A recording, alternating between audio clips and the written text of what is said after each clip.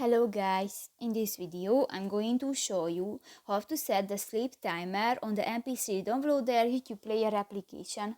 But first of all, I just want to mention, please don't forget to subscribe to our channel, because at 100,000 subscribers we are going to show you our YouTube revenue statistics and growth strategy, how to make money online. So let's jump into it. First of all, open the application on your device. That's an ad. Best no Wi-Fi games You for can long car skip rides. that.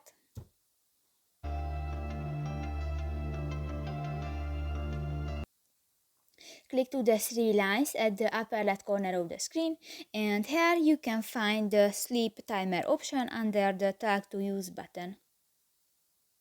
And here you can set a sleep timer, and if you don't, just click to the OK button. So that's pretty much it for this video guys. See you in the next one. Bye bye.